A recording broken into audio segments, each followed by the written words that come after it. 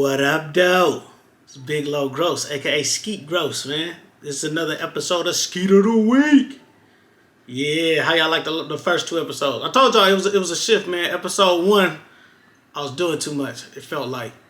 The episode 2, I was just like, man, cut the camera on, let's rock, man. So let me know how y'all liked episode 2 in the comments, man, or just hit me up. Y'all know my phone number ain't changed since 8th grade, so it is what it is. But we back. You know what I'm saying? I got a lot to talk about. Or not, you know what I'm saying? It just depends on who you ask. But real quick, before you do, subscribe. Make sure you go, like, smash the subscribe button, smash that bell, and then also subscribe on all podcast platforms, all of that, man, and Audible Ruckus, you know.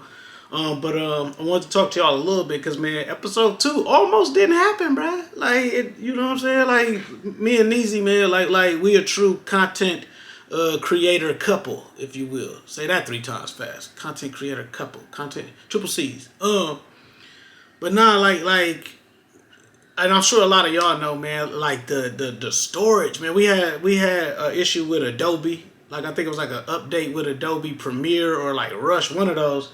And like, we couldn't get the video update. Not just mine, because like Neezy is like head honcho when it comes to the vlog stuff, man, like the YouTube space. She's been our like explorer as far as like teaching us in the house like how to like manage and navigate through YouTube, right? So we just been learning through her experience.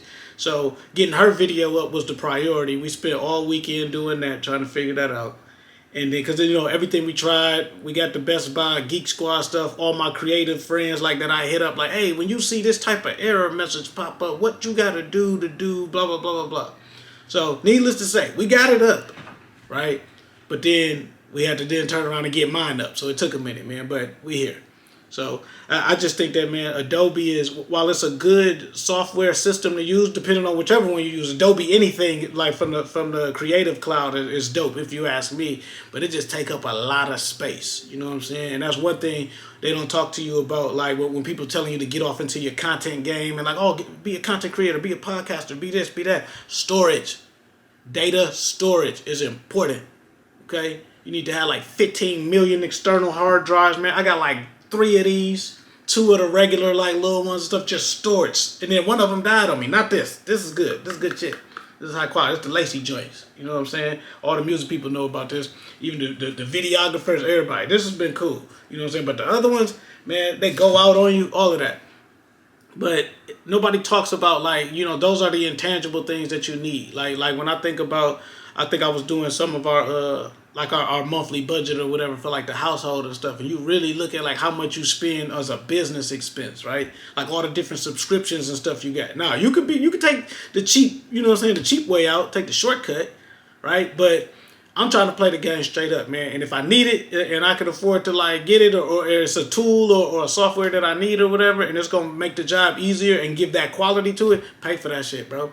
Don't you can't cheat the grind, bro. You can't take the shortcuts and all of that. You feel what I'm saying? Like, so like Adobe, that's a must. You know what I'm saying? Paying for that, paying for the Zoom subscriptions, paying for the SoundCloud subscriptions to upload the podcast, paying for, you know what I'm saying? Like, and then even taking it a step further, paying for the ads to promote your stuff. That's if you believe in what you're working on and stuff. You feel me? But like, it's an investment. You know what I'm saying? It comes down to like, how bad do you want it? Because you can't just think like, oh, I'm about to just cut the camera on and you know what I'm saying? That's it. They gonna love me. Like, nah, bro, you gonna have to invest. You know, get a camera. You know what I'm saying? Because if you walking around still trying to record everything on the flip phone, that might not be the move. You feel me? It might not be the move. Speaking of, about to cut to a break.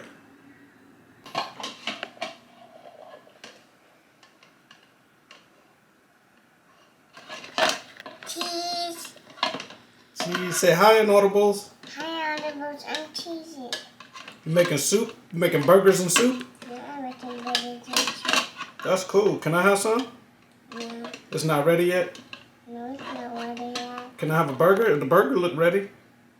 No, the burger's not ready. Is it medium rare? No, it's medium rare. It's medium? No, it's medium. Cool. That's the cool part about having kids, yo. They help. Mommy, are you muffin? Thank you, my little helper. Can you bring me a pink one? Okay. Mommy, it's a pink water. It's a pink water. Thank you. Mommy. Yeah. Yeah. Mommy. Neezy said stop carrying it like this, but it's a vlog. Y'all walking with me. You're inside my life. Get on my face. Oh yeah, you're on my face. Yeah. The last one? So Neezy got us on these probiotic water. Karma. Was it Karma? Karma. Karma water. Say karma. Don't you see that it says karma? I can't read, man. You know my glasses dirty. I can't. If y'all heard the Skeeters episode last time, I was telling them how. No, this is mine, London. This is mine. This Daddy's. I was telling Neezy how I feel like it's a conspiracy with the eyeglasses, but no, this is good water. This is the Karma water. Karma. Okay, Floyd. I froze up. Okay, Floyd. Whoa, don't do me like that. Don't do me like that.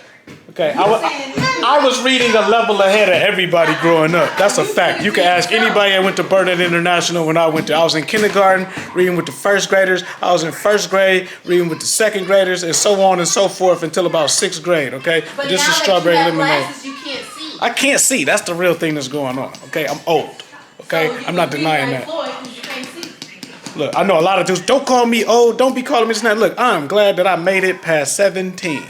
Okay? Even more glad that I made it past 25. So everything else is all pros from here. You feel me? But yeah. We just chilling. Neezy got some groceries.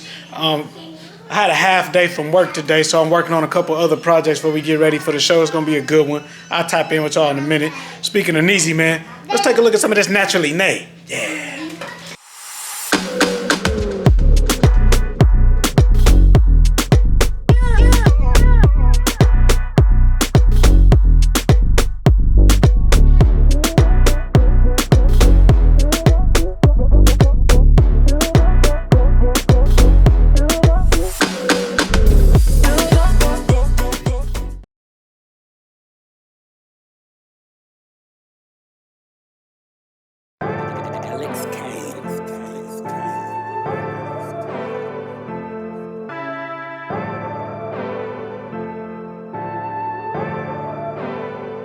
Tell me you love me.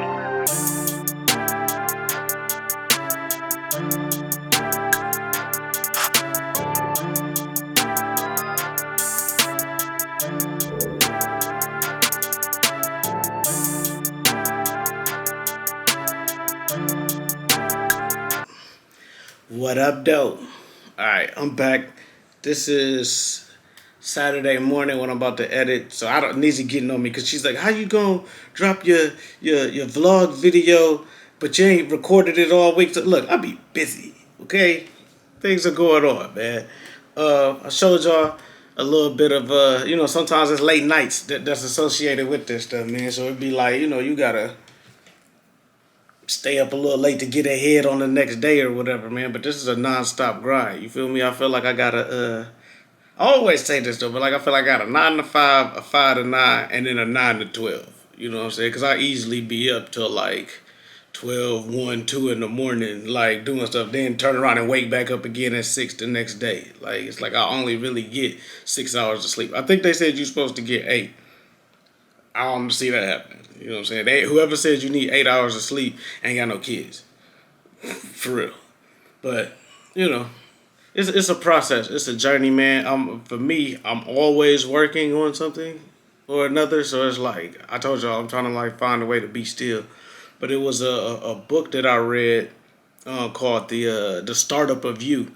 That one, well, I listened to it, rather. The Startup of You, it was a real good book because it just talked about how you have to, like, kind of, even though if you work a career or whatever, you still have to treat yourself as if you are, like, your own business entity. And that resonated with me because I remember being, how old was I? I was like 22, 23, whatever my first job, when I was working at the agency, my first job out of college.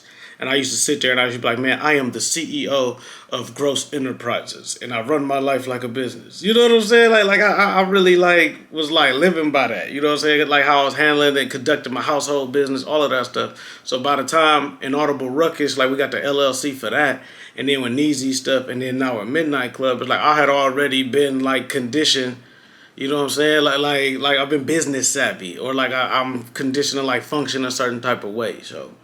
But I say that's important because you got like we got so much we want to do, but it's not a lot of time. You got to make time. You know what I'm saying? You got to make energy. You know what I'm saying? Like if you don't feel like it, you get home. I know sometimes from work, it's different because I haven't had to commute, but like when you got to commute and you got a long ass commute, because I used to have to do like an hour and a half, 2 hours drive sometimes. You come home, you sit down on the couch just to kind of decompress and relax. But sometimes you may not get back up off the couch.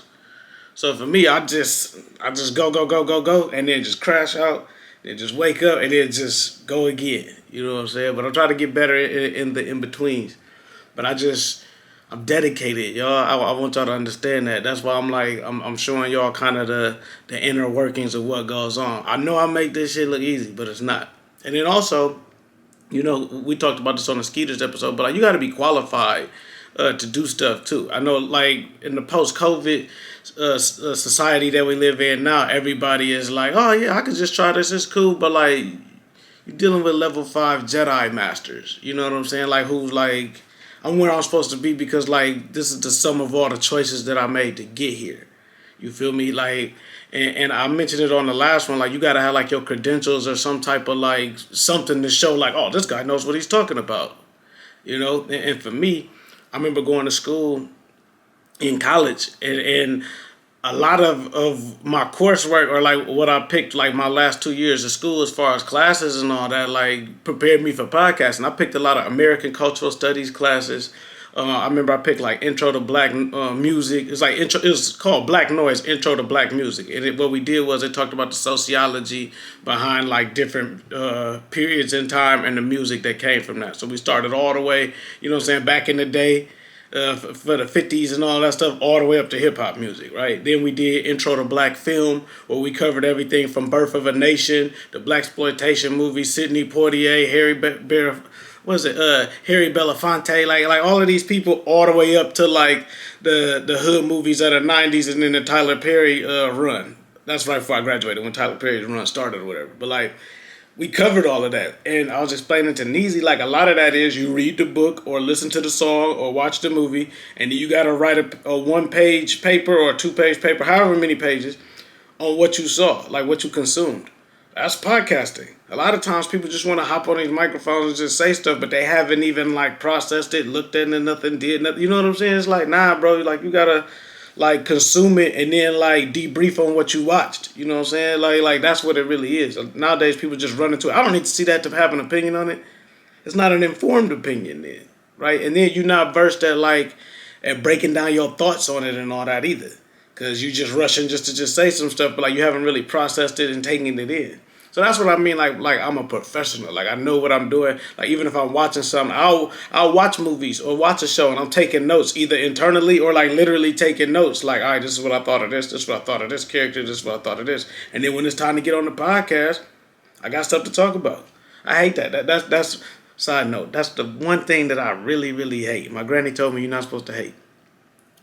When people be like, I ain't got nothing to talk about, or I don't know what we're going to talk about. You can find things to talk about. It's all about how you make them interesting. And if you consume them and able to put your own kind of opinion and stuff to it, there you go.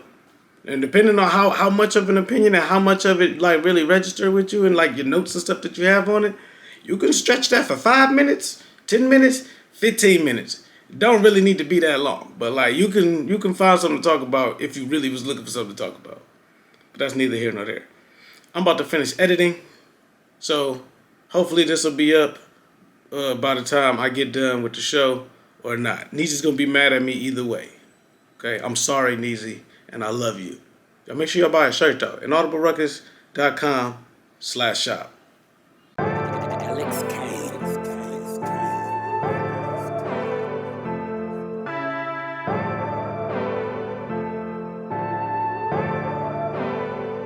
Tell me you love me.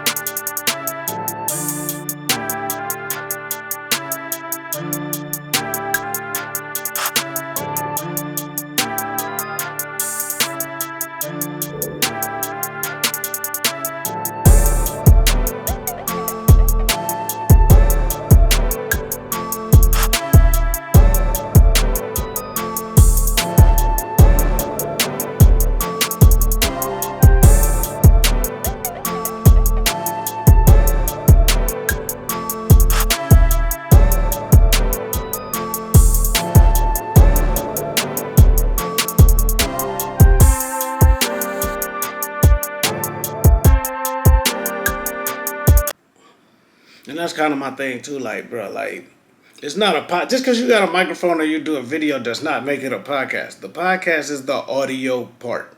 Okay, I'm a real like I'm into the technical side of like podcasting as far as like the audio. That's where the money is. The YouTube money, and I know I'm making this for YouTube, is a separate bag from the audio part of podcasting. Podcasting. Podcasting is audio storytelling medium. That's what it started off as. That's what it is. Everybody else just thought, oh yeah, this is a podcast. This is a podcast. It's not a podcast. Okay? If you do a video and you rip the audio and post it up, that audio part is the podcast. But just because you just had some people gathered together, you're basically doing like a mini TV production is what it is, right? I'm a purist though. So forgive me for having to like stop and dissect and explain to y'all what's what. But I'm a purist, man. I'm a purist at heart. And I love what I do, man. I am a professional. The other thing is, man, on this week's episode 385, consecutively, we talked about the Bishop Sycamore documentary. That's about the fake high school in Ohio where the dude was, had basically had grown ass men out there, but he had like 20-year-olds. 20 and 21-year-olds playing high school football, and they still sucked. That's partially why they got caught. You know what I'm saying? Because they went on national TV on ESPN during the game and got their faces kicked in 58-0, and it made people start to look like, what's up here? You feel me? But I didn't like the documentary. I'm not gonna lie to you. Like, it was good for a documentary purpose, like what it was supposed to do to educate you and teach you about a subject matter. But I don't like the dude. I don't like what he did. None of that, because it's more sinister. Like, it's a joke, right? But like when you watch the documentary, that shit is more sinister than like what it was supposed to be, bro. Like dog was really preying on those kids and like taking advantage of their lives. And it was like under the premise of like, oh, I'm going to give you an opportunity. Then he was like, well, I gave y'all an opportunity, didn't I? And he really didn't, because all those kids were ineligible to play. Like, they didn't have no academic, nothing tied to their program. They ain't even have no football program. They said that they was on the documentary, spoiler alert, they was on the documentary saying that they was getting their players off of Madden from the night before. Come on, man. Like, you wasn't even no real coach. And then the kicker was, dude was getting PPP loans and all of these kids' names. So basically $20,000 per kid. And they didn't know. He just had them signing paperwork and just doing stuff or whatever, and then was like, here you go. A lot of those kids was getting injured. A lot of them kids gave up. You know what I'm saying? Playing football. I just don't like it, man, because it's like they trusted him. And he like was selling them on a dream and all that, and then he didn't deliver on it. And whether he delivered on it or not, that's one thing. But like you misused that trust. You know what I'm saying? You abused it. Like that wasn't cool. You feel me? And watching the video, dude just seemed like a total like sociopath. Like, bro, like he ain't got it all there. Like he was, I'll do it again. And you could tell like he was drinking his own Kool-Aid, if you will, like the delusion and all that.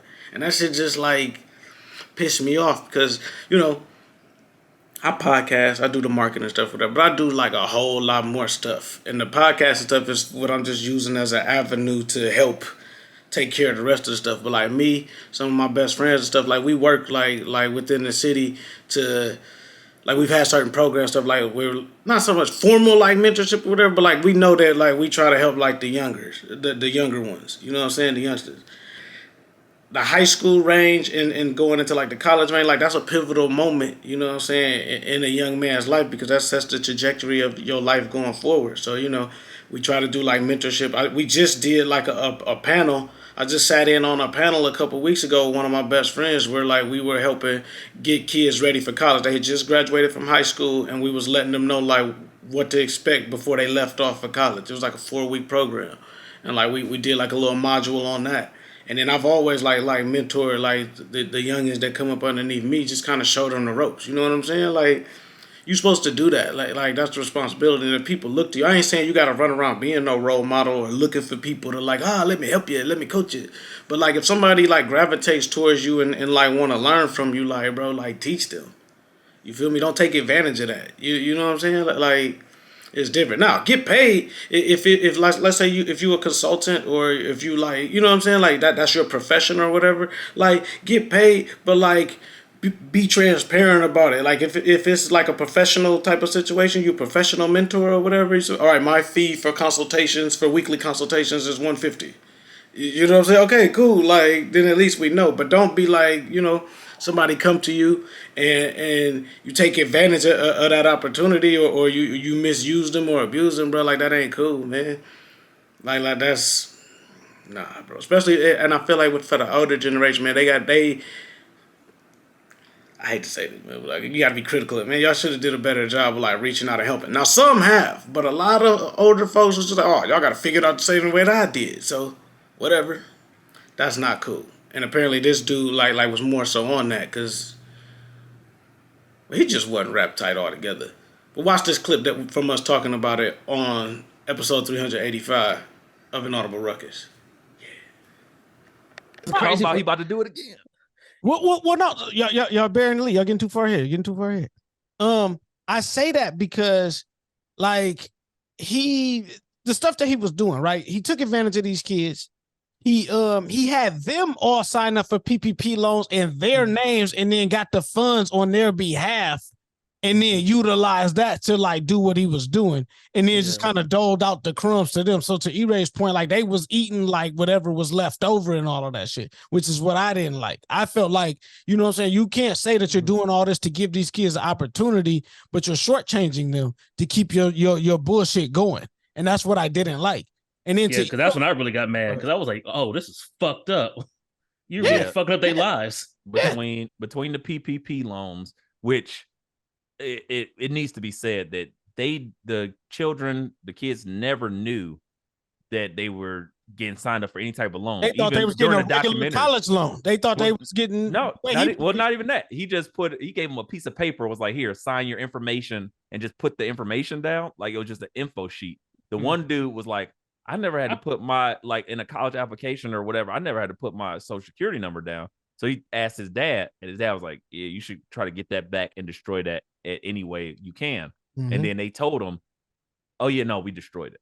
So and they lied because dog was getting $20,000 per kid, bro. Yeah. Mm-hmm.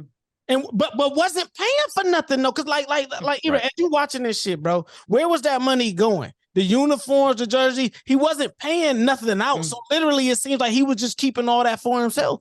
And and his mom had passed away earlier, it mentioned, and she had her own business. He ended up taking over, becoming it through her nonprofit. Yes. Yep. Yes. So he took that money and writing checks and printing fake checks and all this type of stuff on top of that. So he just literally was like the nigga version of Catch Me If You Can. Yeah, he was the con man who during COVID utilized those opportunities and stuff so that he could attempt to like live his pipe dream, man. And here's my thing. I was pissed because I can't rock with no scamming ass nigga, bro. Like that shit was just like, it was pure fuckery to me because play the game straight up if you're going to do that, right? Like Bomani Jones, like he was a commentator throughout the thing. Like they interviewed him and he was just saying, like, when you get your doctorate degree, you are now doctor. That is your title. That is what you are to the people. That is your service. And it's that. When you are a coach, that is a title that carries you. That's like, he said, that's one of the highest stamps you can get because that says that you are a leader of men. Mm-hmm. Specifically, you are literally like a father to these guys. Yes. Specifically, you are a leader of young men. You understand what I'm saying? To trouble youth that may not have had a father, and they specifically spoke to that as well. Exactly. So he took advantage of that. That's why. And speaking of that, that's why I didn't like the other dude because he said his son was on the team.